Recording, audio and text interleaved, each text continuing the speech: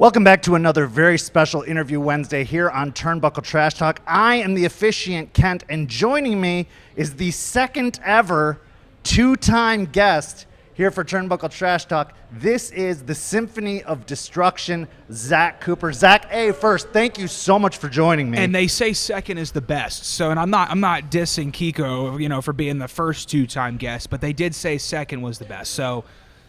There you go. There's nothing wrong with being silver. No. There's nothing wrong with being silver. No. So a lot has happened to you since the last time we talked. Yep. I mean, you were with the International Superstars. Yep. Now you're not. You've had a trip overseas to the UK.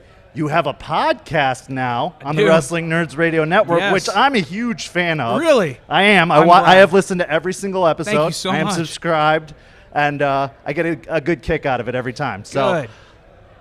I don't even know where to begin, but let's begin with something.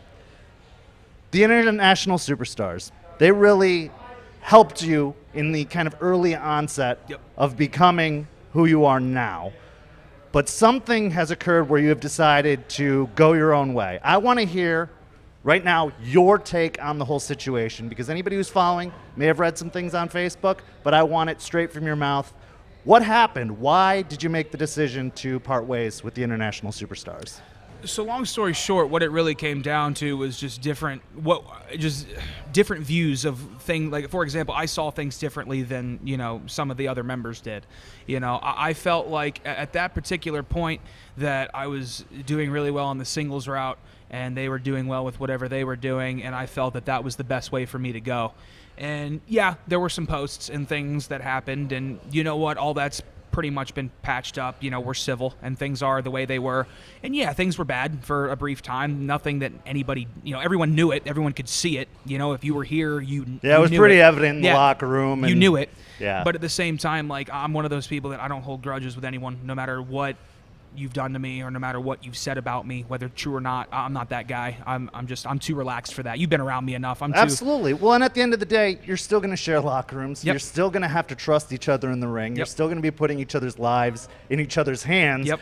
You got to just be able to move on from that stuff. You can't hold grudges in wrestling because there's too much at stake. Yeah. And too many bad things have happened. Shoots, injuries, deaths. You just can't have that kind of stuff in a sport that requires so much concentration and control. I just feel like I feel like both parties were better than that. It's one of those things where we're both doing really good stuff right now, and I wouldn't use it as a jealousy factor. I don't think that was anything to do with it. I just feel like that it was. I saw things differently, and that was one thing that Blanco and I had discussed. Is I was always straight up with everything. If I told them I think this idea is stupid or this is dumb, I would tell them. And it's always creative differences and stuff like that, and it is what it is. Well, if you want to try things that they don't necessarily want representing the brand, why limit your opportunities? And why, what it is. Why worry about that? At the end of the day, they're doing what they're doing now. I'm doing what I'm doing now, and like I said, we're civil. We'll talk. Well, and you're doing amazing things. Thank you just you. Actually had this great tour in the UK. Yeah. Talk me through that. Like, what was that whole experience like? What were some of the matches you had? How did they go? Let's just go over the entire trip. So long story short, as I got there, I ended up getting there 5 days early to surprise my girlfriend over there, and I haven't seen her run before, and it was really bad form. But regardless, we don't need to make fun of her. I mean, I will make fun of her probably this entire time, but it was pretty bad form. And I ended up spending 2 weeks over with her. It was really nice over local called Telford. And there's a really good company over there called Academy Pro Wrestling, and I would go over there on the Friday nights and help train guys.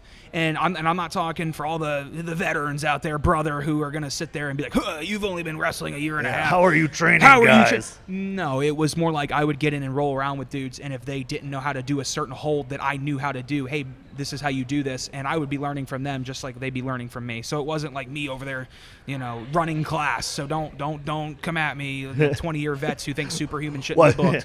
Right. But sorry, we can get into that actually. Did I strike a nerve? You're the first person I'm actually interviewing since that happened, and I'd love to hear your thoughts on it. But anyway, continue with the UK trip. I swore I struck a nerve. But then, long story short, there's another company over there called Shropshire Wrestling Alliance, and they had the Hooligans, Paige's brothers over there, and the guy I wrestled was Damian Dunn. And Damian Dunn, for those that don't know, he's a part of the Anti-Fun Police. He's literally in Progress. He's in RevPro. He's been everywhere all over literally Europe, and is trying to come over here. And that's the most fun I've probably ever had wrestling. Some of the most fun, because Damien was all about doing whatever. If you watch the video, which it's going to come out soon, I know you've seen it, the Me Makabe slap. That happens. I slapped the living hell out of him and actually popped the blood vessels in his neck when I did it. But it was a great match, one of my favorite matches, and I got to do it in front of my girlfriend and a lot of really good people out there. What was the wrestling experience like in the UK versus America? Because America right now, some are saying it's a really hot time for wrestling, but also some of the indie crowds are saying otherwise. What was it like? How would you compare the experience? So I'm about to pop everybody when I tell you I like it over there a lot. I really do enjoy it. The locker room atmosphere is different. There is none of this I have an ego thing over there. There's none of it. No matter who you are on the card, Paige's brothers have been through a lot of stuff. And all their stuff with WWE and all this stuff, they are the two nicest dudes. When I tell you that they invited me over to Norwich and we're like, yo, come work with us and hang out with us. And I'm like, well, I can't. They're like, no, come live with us. And I'm like, really? And they're like all about it. Just the nicest guys ever. And stuff like that. And just there is none of this ego thing. Damien came right up to me. He's like, hey, dude, what do you want to do? Am I breaking the fourth wall? Uh-oh. But yeah, he was like, what do you want to do?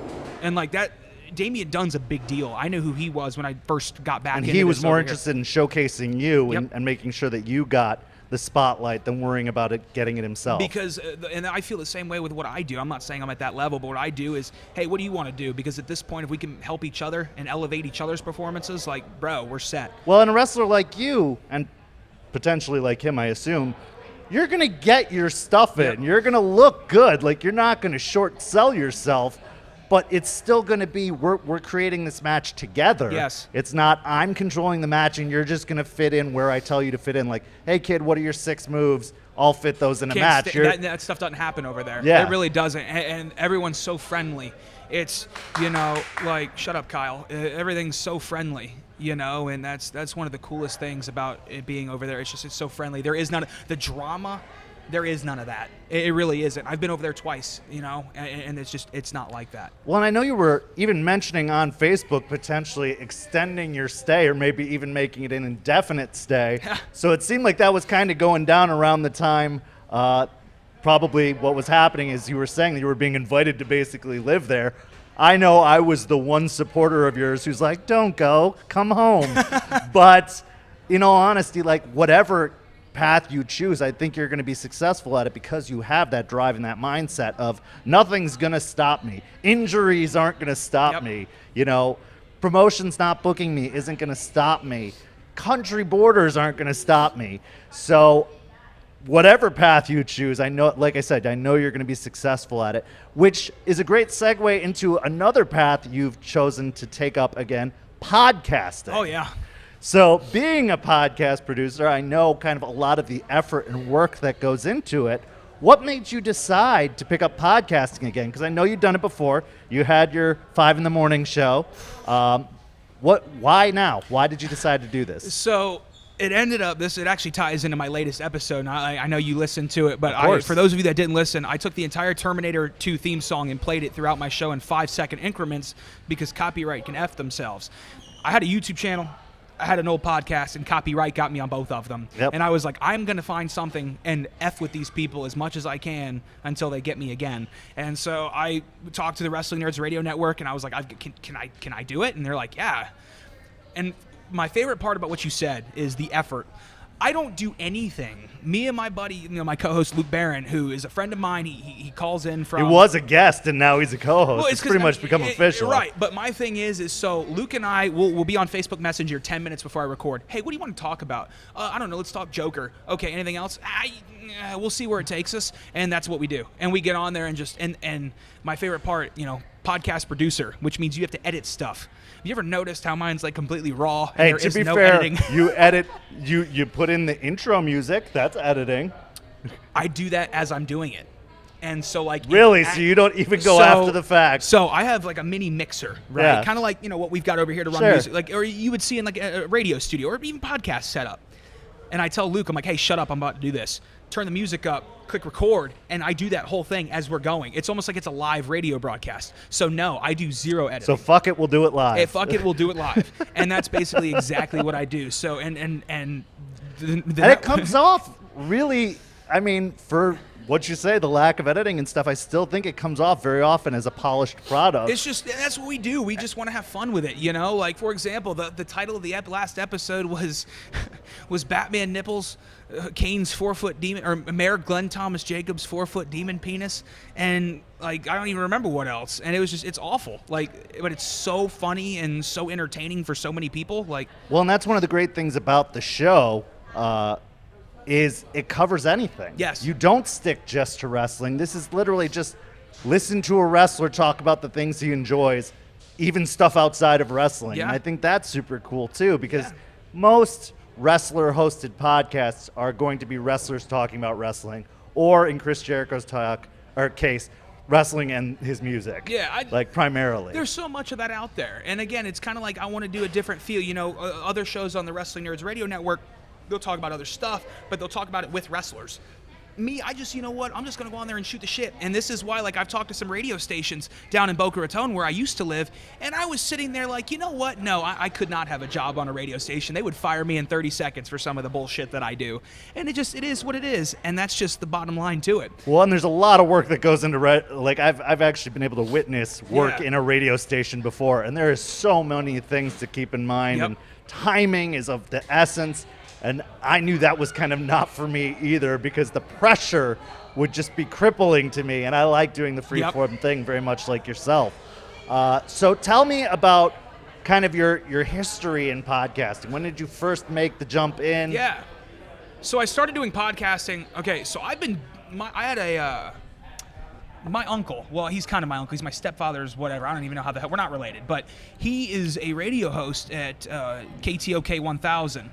And my political views, I'm keeping those away. But when I tell you, and this'll pop you, he's the morning host from 6 to 8 in the morning, followed by Rush Limbaugh, Hannity, Glenn Beck. And I was like, I have to do everything opposed to that. Ooh. Everything opposed to that. I like that. Everything opposed to that. And I was like, I'm not doing that. And so I don't want to do this. And so I've been podcasting since I was 15 and just recording bullshit. Like, I should pull up all my recorded bullshit that I used to do and play that on one of these shows. Then I did the It's Too Early with Zach Cooper, where I actually did record it at 5 a.m. because I had class at 8 and I wanted this thing done before then. And I was like, wow, okay, I got caught by copyright. And then I go, I'm going to launch a YouTube channel. Got caught by copyright. And I was like, this time I've got it. I know how the copyright thing works. I'm going to F with them as much as I can, play 5-second snippets of copyright stuff. I don't know if you caught it at the very end, but we talked about the Joker at the very beginning of the movie, and I played 5 seconds of Jack Nicholson singing Party Man at the end of my show. 5 seconds, and that was it, so they can't get me. No. And so it's almost like a stick it to the man, and I'm just having a blast with it. And people are listening. I got news last week that we broke the record for the most listens on the Wrestling Nerds Radio Network, and that blew my mind. It's so funny to me because it is the Wrestling Nerds Radio Network. Like, you'd think people are tuning in for wrestling-related content. Clearly not the case. It's whatever content. And, I mean, you're a very likable and popular guy, so it doesn't surprise me that people flock to you. I mean, you do have national appeal, but that was just really, really cool to hear that you had broken the record for most listens talking about basically nothing. I mean, I think the episode in question was your best Jokers and best Batman episode. Yes. Which was a great episode. Thank you. I weighed in on that. I think you agreed. Yeah, you agreed I with did. us. I agreed with good. it. My opinions on Best Joker have changed. I do believe that that now we have Joaquin Phoenix. Good, wasn't it? You did see it finally. I did see it. Okay. I did not. Are you ribbing me? Is this no. Gonna be, So are we going to get into bat nipples again? For the people that listened to my show last week, I talked about the bat nips and Robert Pattinson's cameo and the bat suit glowing and shit. And as for anyone who's seen it, we it's been weeks. So I was just bullshitting people. So yes, I did see it. I want to see it again. It was it blew my mind. Yeah, I've seen it twice in the opening week, and I will concur with you. It's on very, very maybe good. we have a new guy. We may have a new king of clowns. Yes. But why keep doing it? I mean, is it just for an excuse to hang out with your good friend and your ex-roommate, or is it because you have a goal or a vision in mind, or what Why do it? I do it because, the first episode was a mental health episode, and I was able to spread a lot of word about that. And it That was a very good, serious, a very yeah. good episode. But after that, I'm able to give some fun, and just I'm able to, for someone to be in a car and listen to talk about Glenn Jacobs' 4-foot demon penis, which for those of you that I'm not going to go into it. You're just going to have to figure out why I've talked about Kane's demon penis. But just stupid stuff, and just to entertain people. That's just like what I do this for. I do this to entertain people. I don't wrestle for myself. I wrestle to entertain fans. And I find my podcast entertaining. I sat there and listened back the other day. Luke goes, "That was the worst shit you will ever." I'm like, "Bro, it was great. What are you talking about?" I loved it. I don't know what you mean. And that's the thing. It's like doing what I enjoy and seeing other people enjoy it too. That's kind of why I do a lot of things in life, really. Well, and I think fans can relate to that kind of thing. Yeah. They want somebody relatable. They don't want necessarily somebody who's putting on a performance. And I think that really translates, funny enough, to wrestling as well. You're a very relatable wrestler. Like, yes, you have a presence, and you come out and you strike your pose, and it is very imposing. But also, I still think enough of the real Zach Cooper bleeds through. Yeah. That people are just like, he's an everyman. And like, that's just it. I don't have a gimmick. And people are like, you got to have a gimmick. No, I don't. Like, my gimmick is this. Yes. Did I stand with my arms behind my back? Yes. Am I copying Walter for that? No. I've stood like that since I was a kid. And we saw the photo Yep. of that on the last interview. Exactly. I actually found your childhood That's photo and ridiculous. put it up. That's ridiculous that you Yeah. went back and found that. Yeah. But you know what I do? Do I throw a lot of boots? Yeah, I do. Do I throw chops? Yes, I do. But at the same time, when was the last time you've seen a lot of these guys at 6'3", 250 pounds do coast to coasts or flip onto stairs or do the shit? I do it because you know what? It entertains people. And yeah, okay, have I gotten a lot of shit for what I do? Oh, stop doing it, brother. There's a bump card. Oh, okay. Well, when any of these guys who are getting signed are doing those type matches, those professional whatever type matches their entire career and then get signed, let me know. Well, I think stuff like that helped get people like Keith Lee to the dance. Like, so why say don't do it if that's what he was doing and it got him signed? Do you really think, and this is like, I talk to this with so many, or talk about this to so many people, do you really think a guy like Kevin Owens would have been signed if he wrestled just like an everyday average guy? Absolutely not. No, and everyone's like, oh, well, it's his mic work. Do you think that somebody looking like Kevin Owens would get signed if he couldn't work? No. And that's my whole philosophy on it.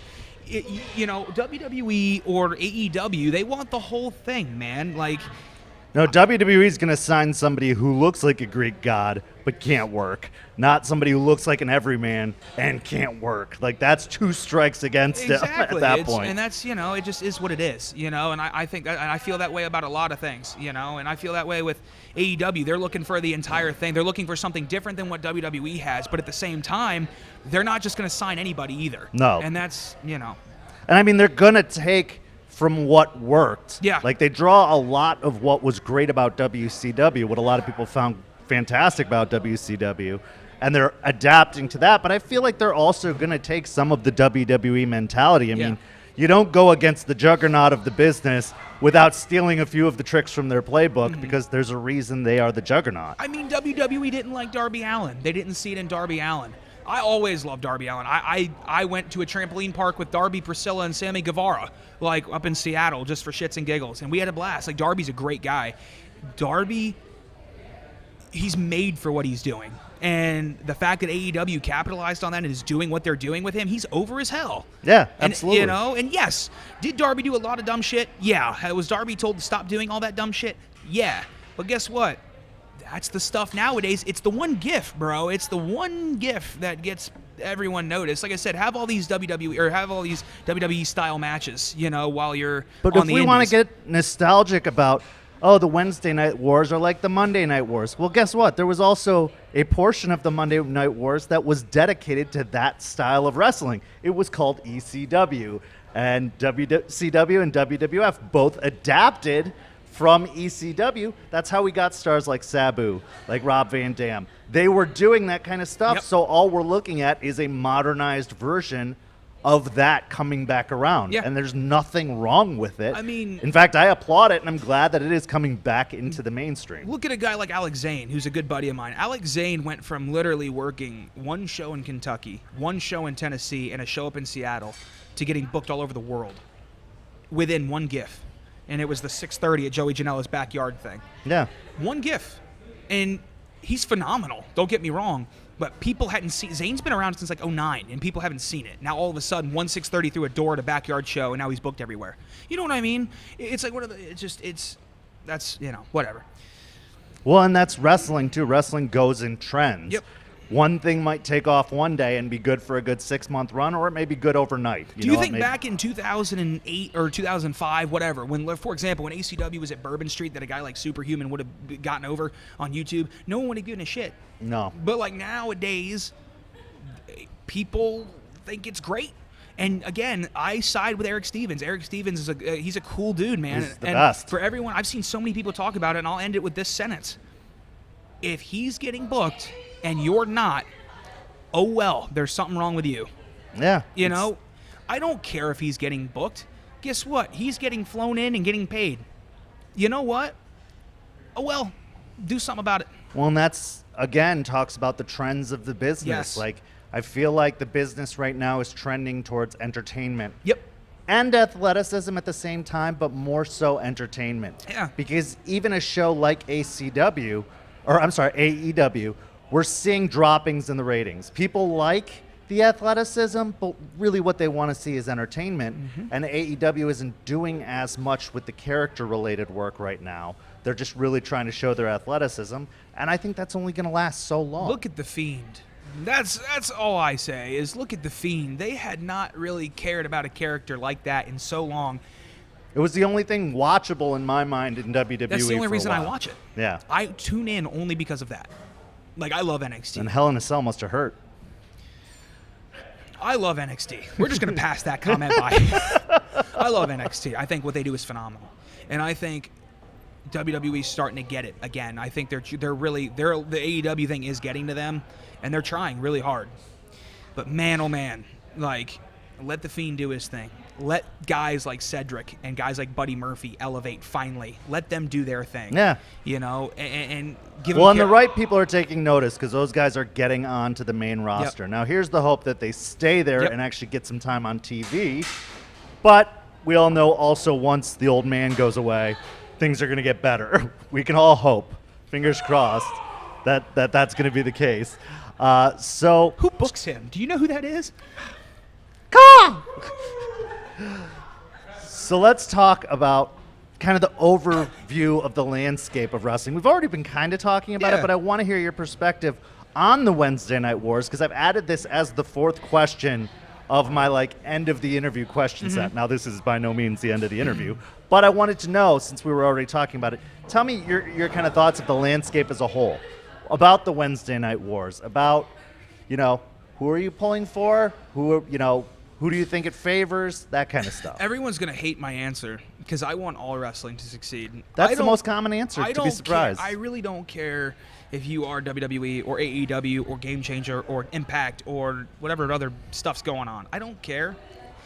MLW even. I'm not, I've got my own things with that. But regardless, I think I just want wrestling to succeed. I want dudes who deserve shots to get shots. I want dudes who are on the cusp of getting shots. Maybe they can get a shot. I think there are a lot of people out there that deserve really good shots. Well, and the winners are the fans. Yeah. We all win if wrestling is prevalent. So You know- why would you root for any company to fail? Because if every company is succeeding, that means there's competition amidst the companies, which means they're going to put on the best product they can, which as a fan is the best thing to have on TV. I saw the dumbest tweet in America the other day when someone goes, I missed AEW because I was watching NXT. Don't you have a DVR? We live in the 21st century. Isn't there an on-demand? I'm sure shit's on YouTube. Don't watch it all. Think about this. I study tape from everywhere, places you probably never even heard of. I study tape from. And that's my whole thing. It's just watch as much as you can because, bro, there's some good shit out there. I never knew, truly, how good Keith Lee was on the indies until I watched some of his stuff recently. I knew he was good. I knew he was the man. But watching some of his stuff over in OTT in Dublin with Jordan Devlin's company, it's some great shit. Yeah.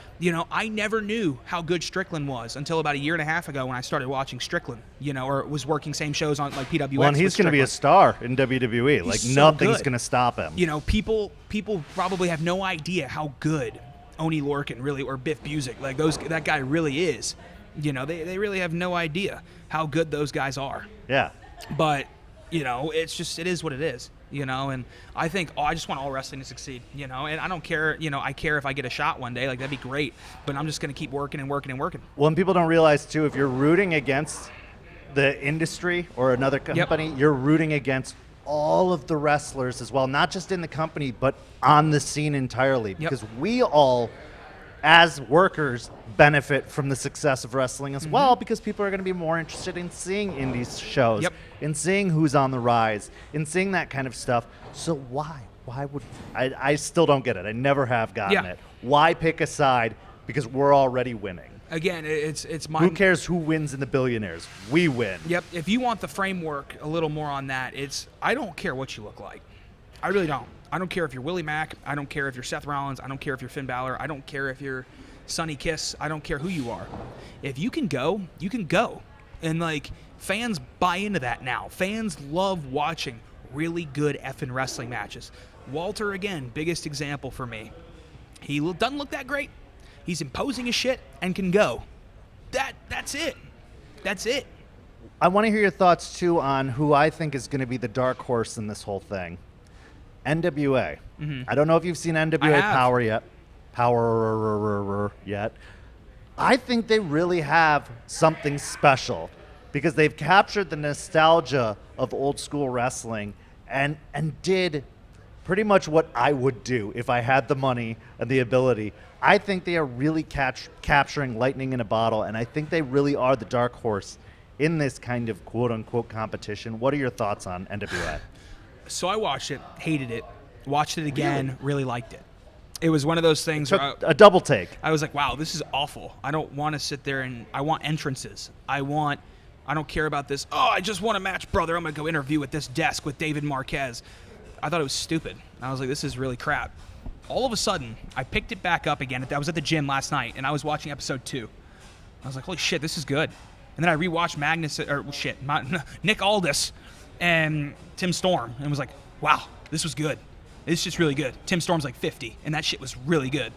So they're one of those that I'd love to work for. They're cool, man. Like, Absolutely. and do I like everybody on their thing? No, and everyone is pretty certain of who I'm referring to at the commentary table, but, you know, nobody really cares for him, but that's a whole nother story.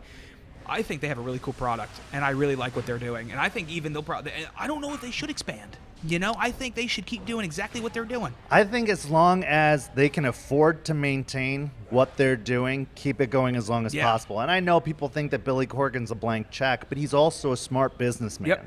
And he's going to say, okay, this is costing me too much money. I'm going to cut cords before I sink too much. So we have to keep that in mind. Like, just because he's made of money, quote unquote, doesn't mean he's a Tony Khan. Doesn't mean he's a Vince McMahon. Right. Doesn't mean that he doesn't know when to cut bait and say, no more, we're done. Yeah. Like, I can't afford to keep this going. But it also seems to me he's been honest since day one about what he's expected from the product.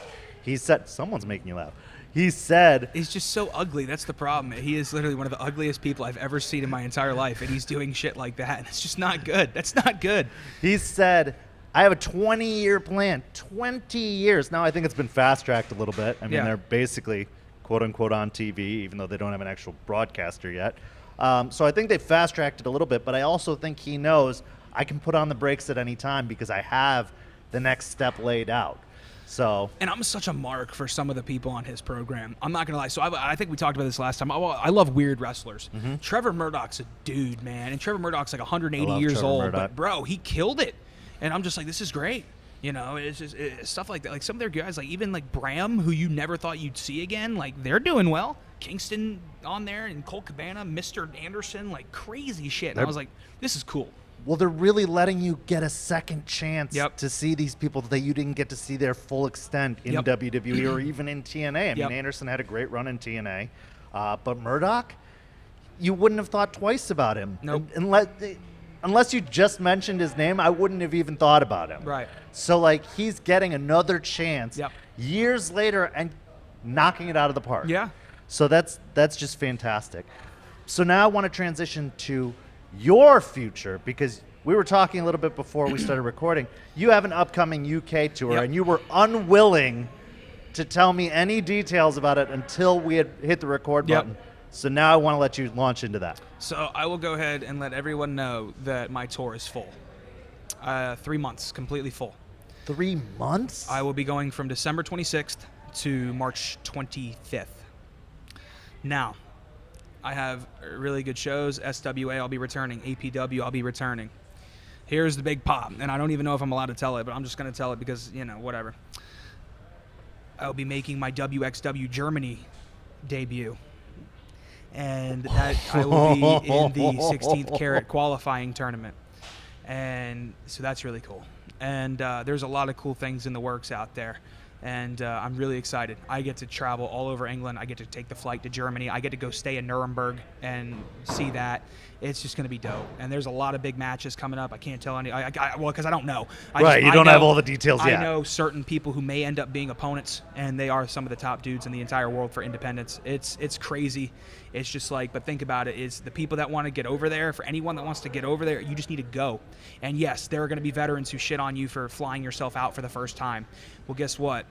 That's not happening anymore for me, Well, and there are people who've been 5-10 years in this business and are still paying their own travel to go to places like Evolve and stuff like that and make little money. So I say poo-poo on that.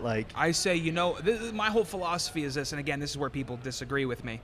It's, if you want it bad enough, again, I paid my way out to England the first time. Why did I do that? People go, oh, you paid your way, blah, blah, blah, that's how you got work. I went out to England the first time with Luke as a college graduation trip. It had nothing to do with wrestling. I just happened to wrestle over there. The second time, I wanted to go see my girlfriend. I just happened to wrestle over there and pick up a couple shows while I was there just for shits and giggles. Yeah. This time is legit, and there isn't no Zach's flying himself. There is none of that shit now, And so that's really what's coming out the UK tour. I already have stuff for Mania week planned. Oh, yeah. Planned out. Bookings that's already a year from now, almost. That's already a thing. I've already got bookings all the way to August of next year, But at the same time, you got to work for that. A lot of people are like, well, I don't understand why I'm not getting booked. Message thousands of promotions. If you think about this for a second. This is what blows everyone's mind. If you message 1,000 promotions and 100 of them say yes, so you get a 10% approval rating. That's 100 bookings. That's a pretty decent load for somebody. That's a great load. Yeah, I mean, it doesn't seem great on the small scale saying 1 out of 10. Yep. But when it becomes 10 out of 100, it's a little more reasonable. When it Exactly. becomes 100 out of 1,000, it seems really, really impressive. That's with me. So yeah, that's what's upcoming. I don't even know if I was allowed to announce that. It's going to be announced at some point soon anyway. I already got the confirmation. Only a couple hundred people watch this show. I think. But this is a great show, and I'm going to share the shit out of it. But so that's what I have upcoming up there, and of course I get to go see my girlfriend. She also comes down here in November when we go to Disney. That's going to be great. Awesome. She'll be here in November. I'm taking her to Disney and all that stuff. She better like it. She's a Disney princess over there. That's her job, so she better like it. If she doesn't like it, it's going to be ridiculous. And this is like the OG Disney, shit. Not that Euro Disney. I don't even know what they're doing over there. That's like a bullshit Disney. Well, okay. We're going to go into a side tangent about Disney in Europe. I love it. How do you build castles, fake castles, in the land that has real castles? Yeah. Well, and the castles look like shit. Have you ever looked at pictures of Paris Disney? Yeah. Yuck. Yeah, no, that's what I'm saying. It's like, how do you build these crummy, half-ass castles in a land that has actual castles? I've got nothing. Way to go, Disney. Yeah, I think... Just build another golf ball. They don't have that over there. No, but I'm really excited for everything that's coming up. But the biggest thing is I'm staying humble about it. I'm just living life. I'm enjoying what I'm doing. I'm finally happy. And I know that's something that I touched on in my podcast. And something you and I have talked about off air a lot. I'm very happy right now. And that's all that matters. I mean, if you're not enjoying what you're doing, you shouldn't be doing it. Yep. Life is way too short, especially in the wrestling industry. Yep. I just watched the documentary, The Resurrection of Jake the Snake Roberts, again for the second time 2 nights ago. And it just reminded me of these guys are literally torturing themselves because they're not happy. Why put yourself in a situation where you're not going to be happy? Exactly. So make the best out of whatever you're doing. Enjoy whatever you're doing because it could be all taken away in a moment's notice. Yep. So what does this mean for the podcast? Do you have any upcoming topics that you think are mulling around? I know you come up with it 10 minutes before air, but do you have any kind of things you want to talk about coming up? As far as the podcast goes, this upcoming episode, we're recording it tomorrow. Now, if you guys want to come hang out with me tomorrow, I don't know when this drops, so This unfortunately... is going to drop in a couple weeks. Oh, but- okay, so you're not going to even know this. I'm going to Extreme Midget Wrestling tomorrow night. Over here, it's like right down the road, and I'm just going to go enjoy the shit out of some midgets because midgets equal entertainment. So for anyone that wants to sign Hornswoggle back, please do. Draw. Oh, my God, I know. I know. Way more than us. So I'm going to go watch that tomorrow, or, well, Thursday. So if anybody wants to come out and hang out, do it. I'm sure you've already seen it. But long story short, the podcast tomorrow is going to be slapdickery. We're finally going to hit on the Joker just a tad. Just a tad. And this will, like I said, it'll probably air by now. So go back and listen to it. If you're not listening to his show, you really need to continue. We're going to talk a lot about our least favorite horror monsters. Like we talked about our favorite. Again, the T-800 was Luke's. Mine was Michael Myers. We're going to talk about our least favorites. Oh, you had previewed that on the last episode. That's We're right. also going to do a lot of slapdickery and just do whatever the fuck we want to do just because nothing we ever do, like I said, it's not really planned. So we're going to end up, all I know is before I leave for the UK, you guys got to tune in. This is a yearly thing, but now we're going to do our annual celebrity death pool. And I'm going to allow you in. Would you like in on the celebrity death pool? I would love in. I was always a fan of death pools since high school. So we'll have you in on the celebrity death pool. On my last I'll have to do podcast, some we did research one. on that, I though. won. I'm winning currently. Sadly, I had picked Stan Lee. Sadly. Ugh. Sadly. Ooh. But I know it hurts me too. Feels like betrayal. It hurt me I mean, too. it's good research and good analysis, but that feels like betrayal to the Marvel universe. It hurt me too, big time. But so the celebrity death pool will take place before I head out to Europe, and we'll be able to do all that, and we'll just have a blast. But that's really it, man. Tune into that show. It's this makes no sense. I'm excited, and it really does make no sense. Have you ever noticed that? Like I have a topic, and we end up coming back to finally making sense. That's what's great about it. Yeah. I don't know why it works. Like if you were to propose. If I were like a network executive and you were to come to me proposing like, we're going to literally talk about nothing, like I would never have picked up Seinfeld if I were a network executive. If they're like, it's a show about nothing, I'd be like, no, not on my network. Now, that would have been a mistake because it made it like $1 billion. But it's crazy how you and Luke talking just works. It works, it gels, and it's literally just watching two best friends or best-ish friends just hang out, and there's something enjoyable about that. It's just a show where things make no sense. And this is the best part. For 55 minutes of an hour episode, we just talk about random bullshit. But in the last 5 minutes, you realize, wow, it all of ties together. It's very odd. But we don't even mean to do it, and that's the best. Like I said, nothing's planned. We don't even mean to do it. And in your first episode, it seemed so well prepared and planned out. Now, I understand you were covering a very important, serious subject, so I'm sure you wanted to be really on top of it. Yeah. But I didn't expect that to be the way the show was. Like I expected it to kind of stay with that format, and it just went off the rails on the next episode, and I still found myself enjoying it even more. Again, it's one of those things where I gave that powerful message, and I feel like a lot of guys, the people that joined me on the show gave a very powerful message. And then I was like, you know what? Why don't we allow these people that tuned in for the mental health to give them something to laugh at and to smile at once and throughout their week? Because we need it. I need it. I look forward to the show every week. Yeah. You know, so that's kind of the way that's why I went the direction I went. So I'm going to ask you one of the closing questions that I wasn't able to ask you in the first time we talked because I hadn't come up with it yet. Oh, good. What misconceptions or illusions about wrestling did you have before you got involved in the business that were kind of shattered or dispersed? Like, here's a very generic one. I thought I'd make more money. Like, I thought we could all live off of working in wrestling, and then found out, no, that's not the case, clearly. What was one for you? Or a couple? One of the big ones was that this wasn't the business is going away from big guys, so you're not going to fit in.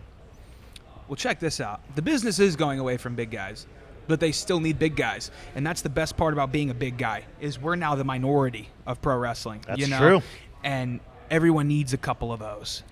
I wouldn't even say that it's going away from big guys. I would say it's raising the bar for big guys. Yeah, that's a better way to put it. Many of those big guys can't hack it. Yeah. So the ones that can are getting the opportunities. The ones that can are standing out. I get told all the time.